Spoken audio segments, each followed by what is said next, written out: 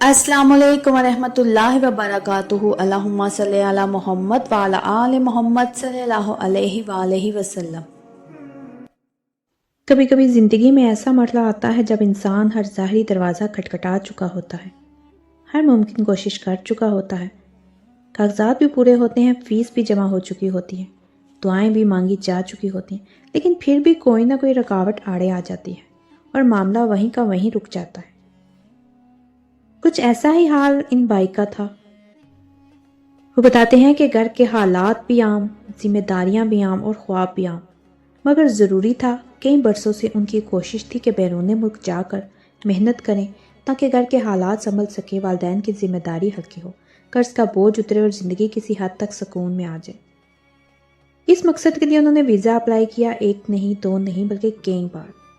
کبھی فائل مکمل ہونے کے باوجود اعتراض آ جاتا، کبھی انٹرویوز کے بعد خاموشی چھا جاتی، کبھی مہینوں انتظار کے بعد ریجیکشن آ جاتی۔ ہر بار دل ٹوٹتا، مگر وہ دوبارہ حوصلہ جمع کر کے کھڑے ہو جاتے، گھر والوں کو بھی تسلی دیتے اور خود کو بھی کہ شاید اگلی بار اللہ بہتر کرے گا۔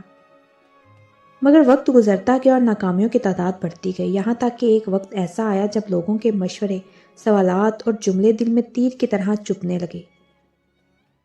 کوئی کہتا قسمت میں نہیں، کوئی کہتا چھوڑ دو، کوئی کہتا کہ کہیں اور کام ڈھونڈ لو، مگر ان کے دل میں ایک عجیب سی ضد تھی کہ اگر اللہ نے یہ خواہش دل میں رکھی ہے تو راستہ بھی وہی کھولے گا،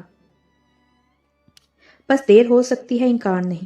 اسی دوران ایک دن وہ ایک شخص سے ملے جنہیں وہ جانتے تو زیادہ نہیں تھے، مگر ان کے انداز میں ٹھہراؤ تھا، گفتگو میں وزن تھا۔ وہ شخص نہ کسی بڑی خانقاہ کے دعوے دار تھے، نہ کسی خاص لقب والے، بس ایک سادہ سا اللہ والے انسان تھے۔ باتوں باتوں میں ان بھائی نے اپنا مسئلہ ان کے سامنے رکھ دیا، نہ رونا دھونا کیا، نہ شکوہ، بس اتنا کہا کہ کوشش کرتے کرتے تھک گیا ہوں اور سمجھ نہیں آ رہا کہ اب کیا کروں۔ اس اللہ والے نے بڑی خاموشی سے بات سنی، بس پھر اتنا کہا کہ تم نے درود ابراہیمی کو کبھی باقاعدگی اور یقین کے ساتھ پڑھا ہے؟ اس بھائی نے جواب دیا کہ پڑھا تو ہے، مگر ایسے نہیں جیسے آپ شاید کہنا چاہتے ہیں۔ اس پر انہوں نے بہت سادہ الفاظ میں کہا کہ ایسا کرو، روزانہ 313 مرتبہ درود ابراہیمی پڑھو، 41 دن تک پابندی کے ساتھ۔ اگر اس مدت میں کام نہ بنے تو مایوس نہ ہونا، بلکہ اگلے 41 دن دوبارہ اسی طرح پڑھنا۔ لیکن ایک بات یاد رکھنا، یہ صرف زبان کی تکرار نہ ہو، پڑھتے وقت دل حاضر ہو اور تصور یہ رکھنا کہ تم رحمت عالم صلی اللہ علیہ وسلم کی جالی مبارک کے سامنے کھڑے ہو، تمہاری بات سنی جا رہی ہے، تمہاری فریاد رد نہیں ہو رہی۔ بس اتنا کہہ کے وہ خاموش ہو گئے۔ اس بھائی نے جب یہ بات سنی تو نہ کوئی عجیب سی کیفیت آئی، نہ کوئی فوری امید جاگی، بس دل میں ایک سکون سا اتر آیا کہ اب جو کرنا ہے وہ واضح ہے۔ اس رات انہوں نے سونے سے پہلے درود ابراہیمی کی تلاوت شروع کی۔ پہلے دن تعداد پوری کرنا بھی آسان نہ لگا، دل بار بار بھٹکتا، ذہن ویزا، فائل، ناکامیوں کی طرف جاتا، مگر وہ بار بار خود کو واپس لاتے۔ اگلے دن پھر یہی عمل، تیسرے دن بھی آہستہ آہستہ یہ پڑھنا بوجھ نہیں رہا بلکہ ایک انتظار بن گیا، ایک ایسا وقت جس میں دل کو سکون ملنے لگا۔ دن گزرتے گئے، نہ کوئی فون آیا، نہ کوئی ای میل، نہ کوئی خوشخبری، بس ایک تبدیلی یہ آئی کہ اندر کی بے چینی کم ہونے لگی۔ وہ جو ہر وقت دل پر بوجھ سا رہتا تھا وہ ہلکا ہونے لگا۔ انہیں یوں لگنے لگا جیسے معاملہ اب ان کے ہاتھ میں نہیں رہا بلکہ کسی اور کے سپرد ہو چکا ہے۔ 41 دن پورے ہوئے، ظاہری طور پر کچھ نہ بدلا۔ وہ لمحہ بڑا نازک تھا کیونکہ یہاں اکثر لوگ ہمت ہار جاتے ہیں، مگر انہیں وہی بات یاد رہی کہ اگر اس مدت میں نہ بنے تو اگلے 41 دن دوبارہ۔ انہوں نے کسی کو بتایا نہیں، کسی سے شکوہ نہیں، بس خاموشی سے دوبارہ آغاز کر دیا۔ اس بار پڑھتے وقت تصور زیادہ واضح ہونے لگا، دل میں عجیب سی حاضری کا احساس ہوتا، جیسے کوئی سن رہا ہے، جیسے کوئی روک نہیں رہا بلکہ راستہ بنا رہا ہے۔ اور پھر ایک دن ایسا آیا جس دن انہوں نے عام دنوں کی طرح درود پڑھا اور اپنے کام میں لگ گئے۔ دوپہر کے وقت ایک ای میل آئی، وہی ای میل جس کا وہ برسوں سے انتظار کر رہے تھے۔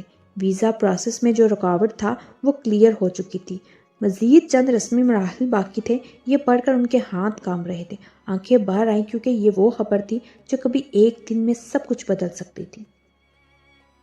کچھ ہی دنوں بعد فائنل کنفرمیشن آ گئی۔ وہ ویزا جس کے لیے برسوں دروازے بند رہے تھے، اب بغیر کسی اضافی سفارش، بغیر کسی غیر ضروری دوڑ دھوپ کے مل چکا تھا۔ اس بھائی کا کہنا تھا کہ اس لمحے انہیں سب سے زیادہ جو چیز محسوس ہوئی وہ شکر تھا۔ حیرت نہیں، شور نہیں، بس دل ہی دل میں یہ یقین کہ درود پاک کبھی ضائع نہیں جاتا، وقت لیتا ہے مگر رد نہیں ہوتا۔ آج وہ جہاں بھی ہیں اسی یقین کے ساتھ کہتے ہیں کہ اگر اس دور میں کوئی چیز انسان کو ٹوٹنے سے بچاتی ہے تو وہ یہ احساس ہے کہ اللہ نے بات سن لی ہے، بس وقت اس کی حکمت کے مطابق ہوتا ہے۔ اور جو لوگ آج بھی کسی رکے ہوئے معاملے، کسی بند دروازے یا کسی ناممکن دکھائی دینے والی مشکل میں ہیں، ان کے لیے یہی پیغام ہے کہ صبر کے ساتھ درود کو تھام لو، شور کم کر دو، دل حاضر رکھو اور یقین کے ساتھ مانگو۔ اللہ کسی کی محنت اور کسی کے یقین کو ضائع نہیں کرتا۔ تو آخر میں بس یہی دعا ہے کہ اللہ تعالیٰ ہر پریشان حال دل کو سکون دے، ہر رکے ہوئے کام میں آسانی عطا فرمائے اور ہمیں وہ یقین نصیب کرے جو انتظار کو عبادت بنا دیتا ہے۔ آمین یا رب العالمین۔ تو ناظرین، اگر آپ کو میرا یہ مشاہدہ، میرے یہ الفاظ دل سے لگے ہوں تو میرے چینل کے ساتھ جڑے رہیے، میرے چینل کو سبسکرائب کریں، لائک کریں، شیئر کریں اور مجھے کمنٹس میں ضرور بتائیے گا کہ کون کون درود پاک پڑھتا ہے۔